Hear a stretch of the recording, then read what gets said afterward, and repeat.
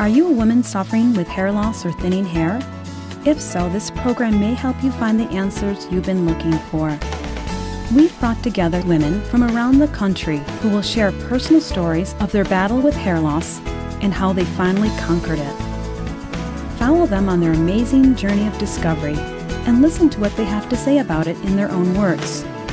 Our panel members today are not professional actors. They are real women who've agreed to share their personal heartaches and experiences with hair loss. About 5 years ago, I had a serious medical condition that caused complete hair loss with the treatment.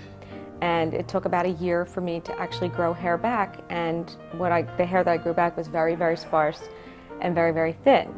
So that in itself was very traumatic and very upsetting, being so young and having to experience complete baldness and then, having a thinning hair as a result of that. So I've lived with this probably for about 5 years now. And it's really difficult.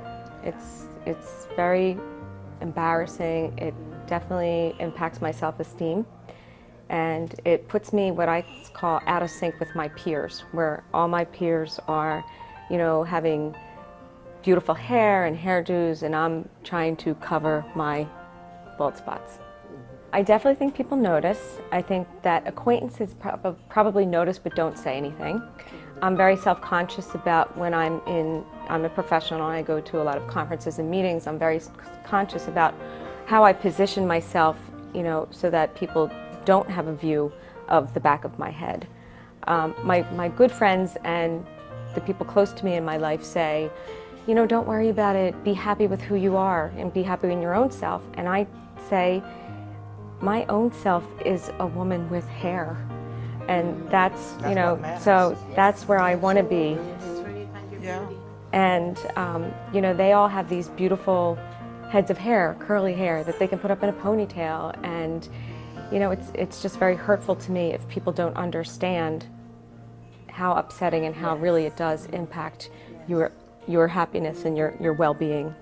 I definitely think it impacts women more than men. Again, I think as all of us have shared here at this table, we are, part of our persona is how we look, and when you don't have the hair that you want or had, it really impacts your own self, your self-esteem and your own sense of self. I just want to look like I used to look. I just want to look normal.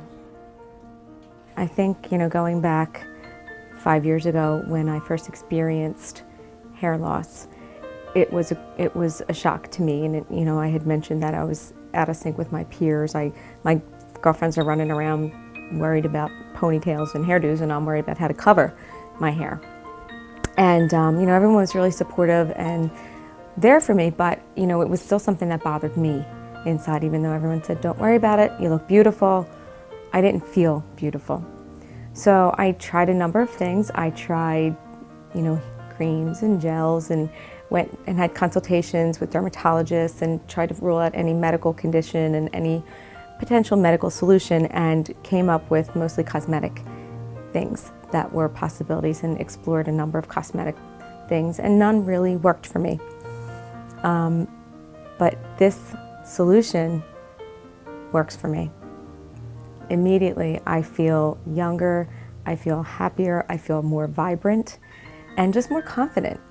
I feel like I'm back in sync with my peers.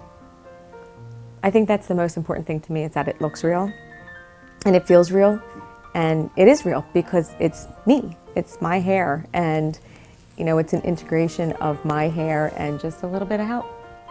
And it's I'm as much natural as the next person, but it does feel good and it feels natural.